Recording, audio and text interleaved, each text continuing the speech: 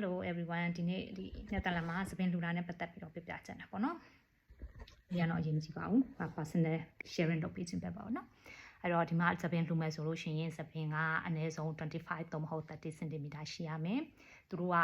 ဖွဲ့စည်းတွေဖွဲ့ထားတယ်။ဘယ်လိုလူတွေကိုလှူပေးတာလဲဆိုလို့ရှိရင်ကန်ဆာကြောင့်သို့မဟုတ်တခြားယောဂတွေကြောင့်စပင်နဲ့ပတ်သက်ပြီးတော့ပြဿနာရှိတဲ့သူတွေကို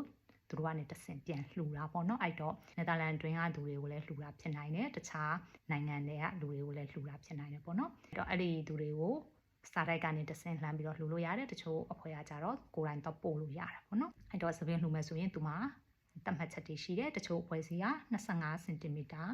အနည်းဆုံးအရှည်က25 cm ရှိရမယ်တချို့အဖွဲ့ကကြတော့30 cm အနည်းဆုံးရှိရမယ်ပေါ့နော်အဲ့တော့ပို့ပြီးရှည်လေးပို့ပြီးတော့သူတို့ကသဘောကျတယ်ပေါ့နော်25တို့30တို့ဆိုတာဒါအနည်းဆုံးရှိရမယ်ဟာကိုပြောတာပေါ့နော်စပင်းကိုသူတို့ကလက်ခံတဲ့ပုံစံကြတော့လေအဲ့လိုညှက်ပြီးသွားလို့ရှိရင်ဒီလိုမျိုးထားပါတော့ညှက်လိုက်တယ်ညှက်လိုက်ပြီးရင်ဒီအောက်ကနေစပြီးတော့အဲ့လိုချက်ဆက်မီသဘောမျိုးပေါ့နော်ချက်ဆက်မီသဘောမျိုးချစ်ပြီးလို့ရှိရင်တန်ရှင်းတဲ့6သွေးတဲ့အိတ်ထဲမှာထည့်ပြီးတော့ပို့ပေါ့နော်အဲ့တော့မလှူခင်မှာလဲကိုယ့်ရဲ့စပင်းကို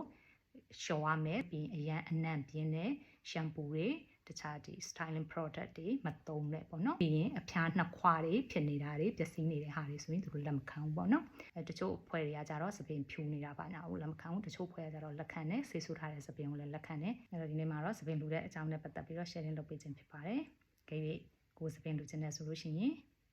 လူလို့ရတဲ့အဖွဲ့အစည်းတွေကိုလည်း comment မှာရေးပေးထားမယ်နော်ဝင်ကြည့်ပြီးတော့ဆက်သွယ်လို့ရတယ်မေးချင်တာရှင်းလဲမေးလို့ရပါတယ်အားလုံးစင်ပေးပါစေ bye bye